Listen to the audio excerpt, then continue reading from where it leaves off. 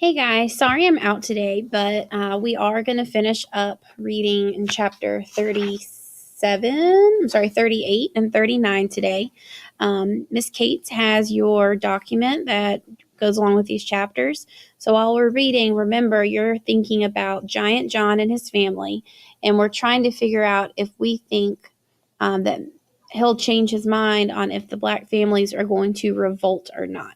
So yesterday while we were reading, we got to the part where Maniac has been dared by the two little brothers to go back to the west side of town. And as soon as he entered, Mars Bar saw him. He said, "I'm big and I'm bad, and I'm going to challenge you to a race because I've gotten even faster." So we're on page 146, and I'm going to start in the third paragraph. Okay, so make sure on 146 to follow along. Well, everybody jumped into it then. There was shoving and jawing and almost a fistfight over the proper way to start a race. Finally, there was a compromise, and Bump called, "Get ready on your mark," at which point someone else called, "Go Mars!" And Bump turned around and snarled, "Shut up! When the starter starts, there's no noise." So, naturally, someone else called, "Smoke 'em, Mars," and then came, "Waste 'em, Mars," and "Do the honk, barman." And they might still be calling to this day, had not a single voice separated itself from the others. "Burn 'em, McGee." It was hands down, laughing and pointing from his perch on the roof of a car. Bump jumped into the let-up. "Get set, go!" And at long last, mossy from their wait at the starting line, they went. Even as the race began, even after it began, Maniac wasn't sure how to run it. Naturally, he wanted to win, or at least to do his best. All his instincts told him that. But there were other considerations: whom he was racing against, and where and what the consequences might be if he won. These were heavy considerations, heavy enough to slow him down, until the hysterical crowd and the sight of Mars Bar's sneaker bottoms and the boiling of his own blood ignited his afterburners. And before you could say, "Burn him, McGee," he was ahead, the pink thread bobbing in his sights. But he never saw his body break the thread. He saw only the face of Mars Bar, straining, gasping, unbelieving, losing. They went crazy. They went wild. They went totally bananas. "You see him? He turned around. He ran backwards. He did it backwards. He beat him going backwards." Mars Bar tried. He shoved Bump. "You started too fast. I wasn't ready."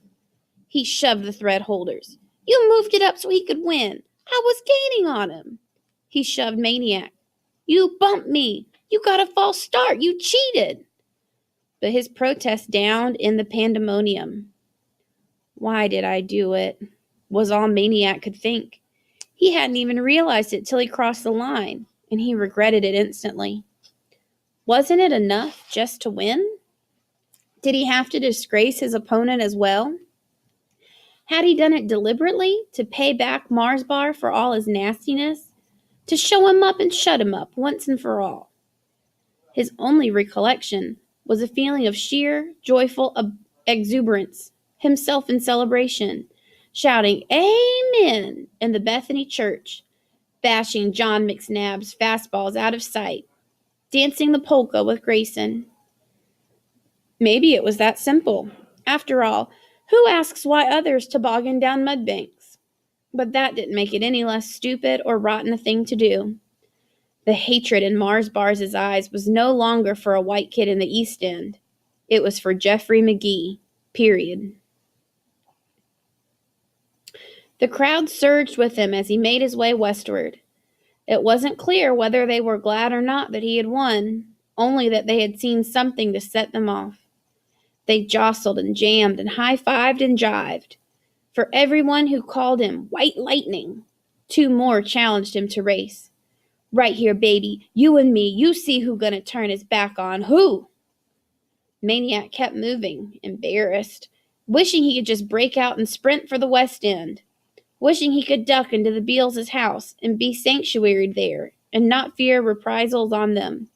And just about then, miraculously, two little hands were worming into his, two familiar voices squealing, "Maniac! Maniac!" It was Hester and Lester. He snatched them up, one in each arm. He was on Sycamore Street. There was the house, the door opening, Amanda, Mrs. Beale smiling, to beat the band. All right, I'm going to pause right here, and then you all can start playing the next video for the next chapter.